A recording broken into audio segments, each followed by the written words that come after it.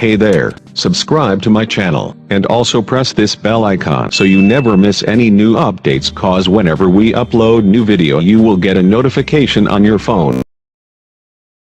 Test is in 4 parts, Part 1, Part 2, Part 3, and Part 4. Now look at Part 1.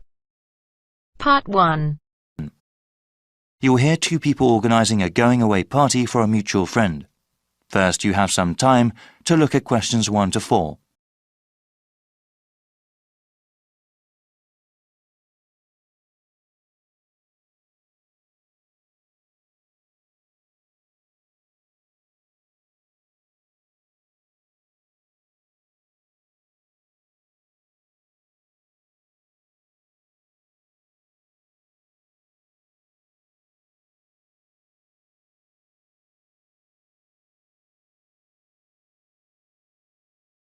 Now we shall begin. You should answer the questions as you listen, because you will not hear the recording a second time. Listen carefully and answer questions 1 to 4. Hey Bruce, looks like we got some planning to do for Albert's going away party, right? There are certainly some things we have to talk about now. Yeah, that's better than doing everything at the last minute. Okay, so I can write some notes as we talk. Sure thing. So, when should we have the party? He goes to Thailand on the 26th of August. Okay, let's have it on the 24th then. Yes, let me see. That's a Friday. That'd be perfect. Now, where should we have it? At a bar or a club? You know, I think he would like something really intimate, nothing too loud. A restaurant would be good. Maybe the Apple Tree Grill? Great place, sounds good. Okay, now we have to think about who to invite. Well, his best friend from college. Sure. And his cousins? Right. Oh yes, his co-workers. Yeah, okay, his co-workers and his boss. Any other people? How about his yoga classmates? He does love yoga, but that might be too many people. I suppose so. I can email and text message the invitations. When should I send them? We should send them out soon, but not too early. How about the 16th of August then? Well, why not give it a few more days? The 13th? All right, I think that's a good time too. Before you hear the rest of the conversation, you have some time to look at questions 5 to 10.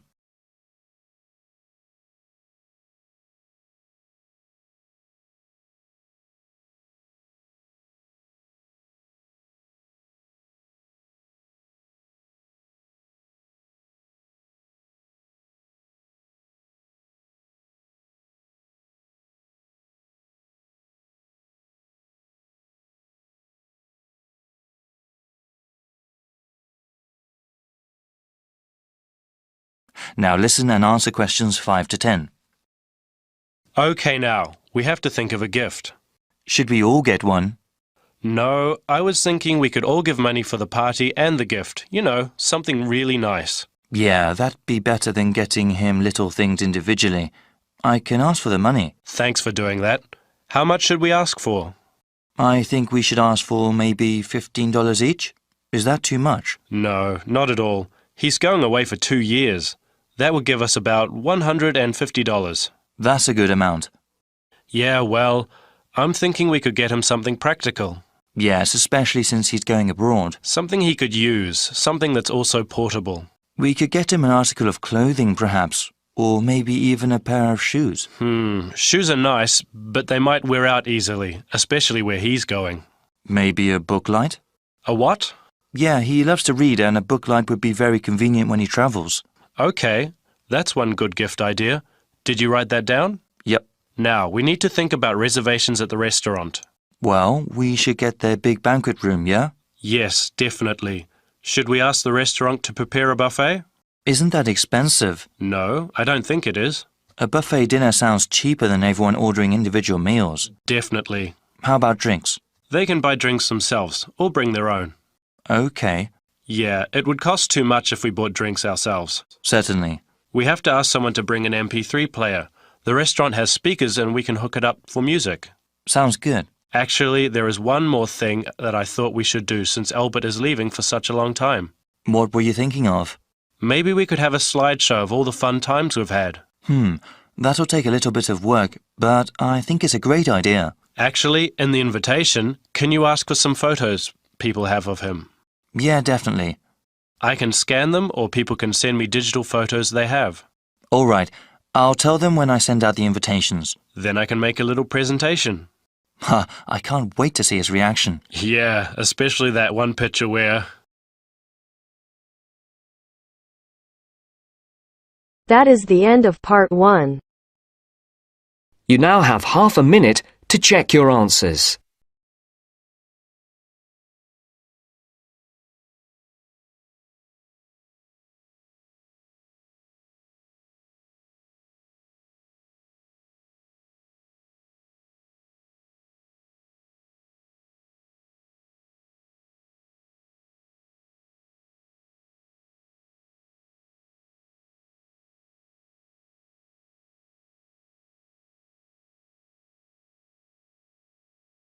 Now turns to part 2. Part 2.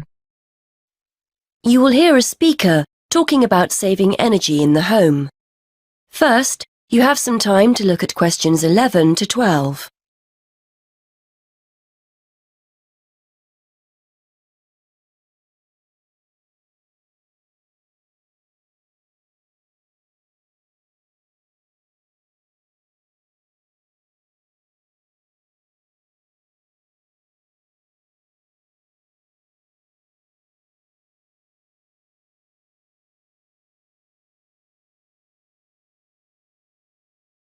Now listen and answer questions 11 to 12. Many thanks for inviting me along to talk about saving energy in the home. This is a key issue for many people who now find themselves on tight budgets. So today I'd like to spend a few minutes going through some simple tips to help keep those energy bills to a minimum. I'll start with some easy, cheap ideas before talking about more major solutions later. I think we're all aware of the importance of insulating our homes, and although I'd advise you to get it done, I appreciate it can sometimes be inconvenient to have building work carried out. And though they're growing in popularity, having solar panels installed on the roof isn't a cheap enough option for many of us to consider seriously. So what other steps can we take? Well, most people will make a point of turning the heating down when temperatures outside rise, but they ignore other equally useful ways of saving energy when they're making dinner or doing their weekly laundry.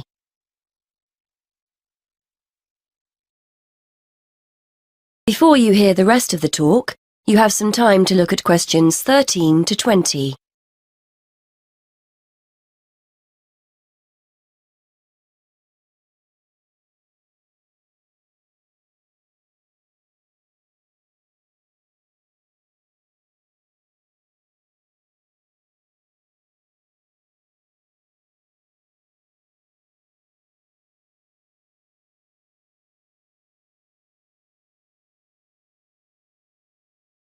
Now listen and answer questions 13 to 20. If you're living in a relatively new apartment or house, you're probably blessed with a cosy, draft-free living space. But for those of us in older properties, the chances are there are gaps all over the place where cold air is getting in. Walk around your home and place the back of your hand around window frames. Can you feel cold air coming in from outside? Get down on your knees at the doors. Is there a draft at floor level? Fix these drafts with some cheap draft excluders and savings in heating bills will begin straight away. And are you using the latest energy-saving light bulbs? I'm not recommending you go around your entire property throwing out older ones and replacing them all immediately. But next time a bulb goes, make sure you buy an energy-efficient alternative. And what about heating? If you have radiators in every room, do you need them all switched on throughout the day? If they're on timers, set them efficiently. Then there's the laptop or your TV. Do you leave them switched on overnight or on standby? Don't waste money. Turn them off. And that goes for lights as well. You'd be surprised how many people leave them on when they go out. There are also guaranteed savings to be made in the kitchen. I'm always telling my husband not to overfill the kettle when he makes a cup of tea. Why boil more water than you actually need? When you consider how many times that kettle gets used every day, you'll appreciate just how much electricity can be saved by boiling what you need and no more. And the next time you're cooking pasta or potatoes, keep a lid on the pot. The water will boil much more quickly than if you leave it off. And if you've bought yourself a pressure cooker or steamer and it's sitting in the cupboard never being used, get it out. They're much more efficient than pots and pans. Now, the refrigerator and freezer. If the fridge is next to the cooker, it's having to work harder to stay cold. But as I'm giving cheap, easy solutions here, a kitchen redesign might be out of the question. Still, there are other energy-saving steps you can take. Keep an eye on the temperature control. We often forget to turn it down in the colder winter months when a high setting is unnecessary. Also, remember to defrost the freezer frequently and try not to overfill it, as this isn't the most efficient way of using it. The washing machine is another potential money saver. A lot of people wash at 40 degrees Celsius, but it's often okay to drop the temperature down to 30 degrees Celsius with similar results. And remember to either wash full loads or select the half load program. Again, a surprising number of people forget to do this. And is it really necessary to dry your clothes in a tumble dryer? If you have a garden or a yard, hang them outside. Or if you're drying them inside, get yourself a cheap clothes rail rather than hanging things over radiators, which robs you of valuable heat. Now, let's turn to some of the help our local council is offering to householders to save energy. That is the end of part 2. You now have half a minute to check your answers.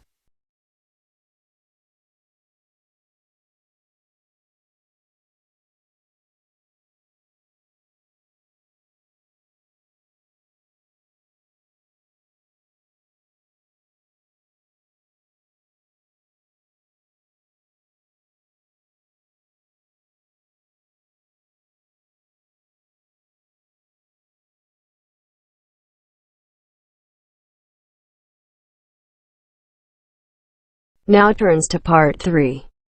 Part 3. You're going to hear an explanation of how a school chancellor will be chosen. The chairman is explaining the process to two students, Sarah and Arnold. First, you have some time to look at questions 21 to 25.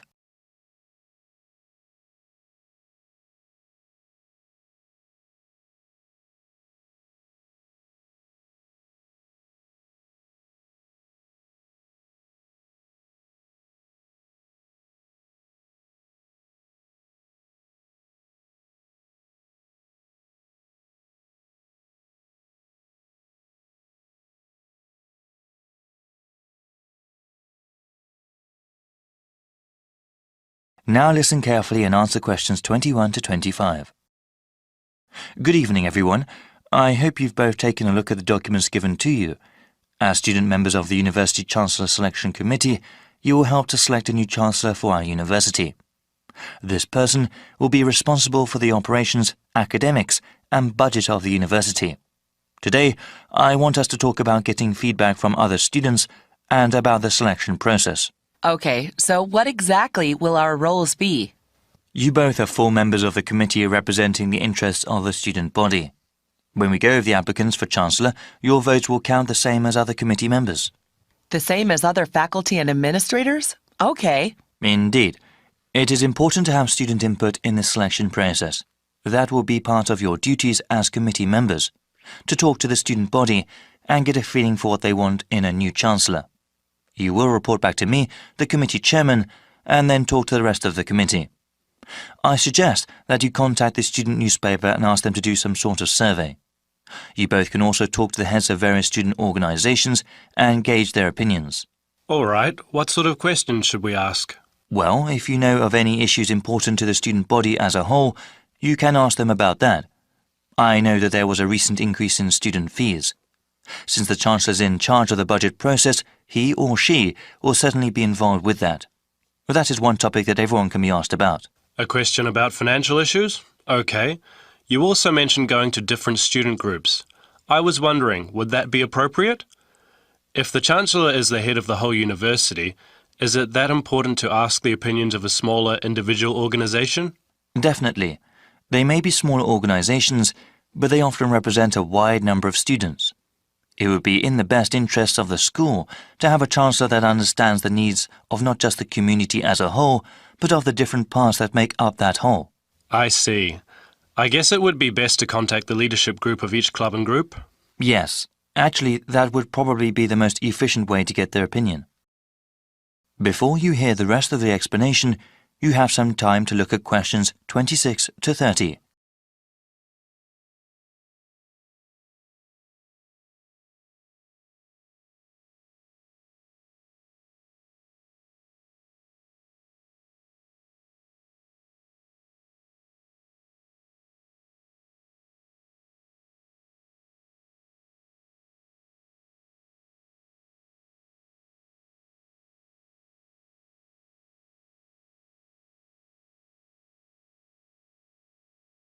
Now listen and answer questions 26 to 30. After you get a feel for what the student body thinks, I would like you to create a report for me. As chairman, I am responsible for making sure the different views of the students, faculty and the administration are heard. So what happens after we submit our report to the rest of the committee? We'll start with the rest of the selection procedures. We have an open process, meaning anyone who wants to can apply to be Chancellor. That way, we will have the widest available pool to choose from. Of course, the first step will be to narrow down the field of applicants. Looking at their background and work experience, we will end up with 15 candidates. There will be further background checks on the remaining candidates.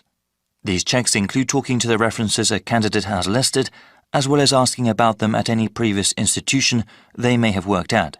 This is quite a rigorous process, isn't it? It has to be. The Chancellor represents the university, so we need the best qualified person. After the background checks, we will contact candidates and ask them to come in for an interview before the committee. I remember hearing that we'll also be sitting in on those interviews. It'll be difficult to think of good questions to ask all those candidates. Well, I think the committee as a whole will do that. Okay. That sounds like the best way. Yes, it's quite a rigorous interview process. Each candidate will have to come in a second time.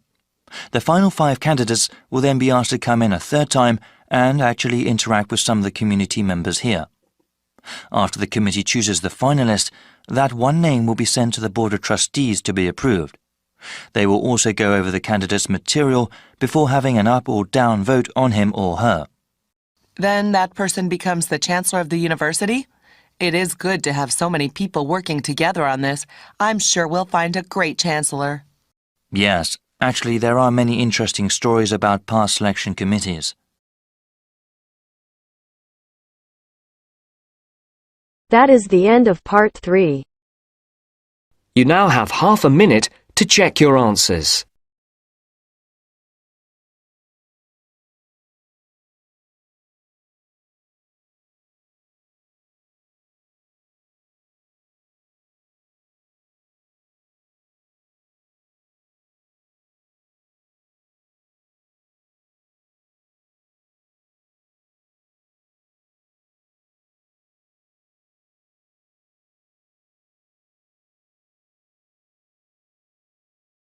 Now turns to part 4.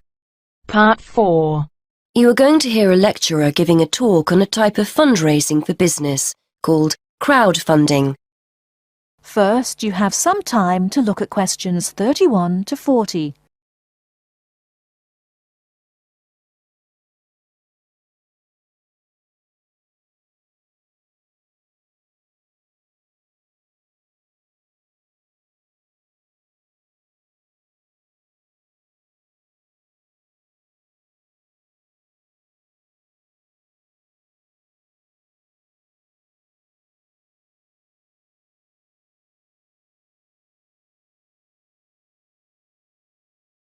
Now, listen carefully and answer questions 31 to 40.